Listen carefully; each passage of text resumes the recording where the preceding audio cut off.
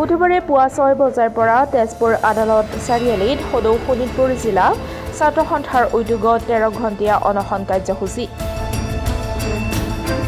সদৌ অসম ছাত্ৰ সন্থাৰ আহ্বানত অসম চৰকাৰৰ মাতৃভাষা মাধ্যম বিৰোধী কেবিনেট সিদ্ধান্তৰ প্ৰতিবাদত তেজপুৰ আদালত চাৰিআলিত সদৌ শোণিতপুৰ জিলা ছাত্ৰ সন্থাৰ নেতা কৰ্মীসকলে পুৱা 6 বজাৰ পৰা 13 ঘণ্টীয়া অনশন কাৰ্যসূচী ৰূপায়ণ কৰে।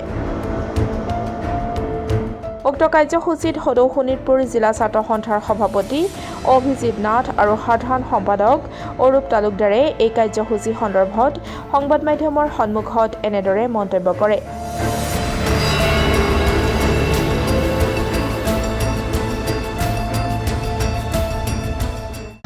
মাতৃভাষা বিৰোধী কেবিনেটৰ সিদ্ধান্ত বাতিল কৰিবৰ কাৰণে সদৌ অসম ছাত্ৰ সন্থাৰ আহ্বানত ধাৰাবাহিকভাৱে আন্দোলনৰ কাৰ্যসূচী ৰূপায়ণ হৈ আছে আৰু আজিও আমি সদৌ অসম ছাত্ৰ সন্থাৰ আহ্বানত সদৌ শোণিতপুৰ জিলা ছাত্ৰ সন্থাই 13 ঘণ্টীয়া অনশন কাৰ্যসূচীৰ জৰিয়তে চৰকাৰক ক'ব বিচাৰিছোঁ যে অতি শীঘ্ৰে এই হঠকাৰী সিদ্ধান্ত ৰাজ্য চৰকাৰখনে লোৱা হঠকাৰী সিদ্ধান্ত বাতিল কৰক, অন্যথা আমি ছাত্ৰ সন্থাই কঠোৰ সিদ্ধান্ত ল'বৰ কাৰণে কঠোৰ কাৰ্যসূচী ল'বৰ কাৰণে বাধ্য হ'ম।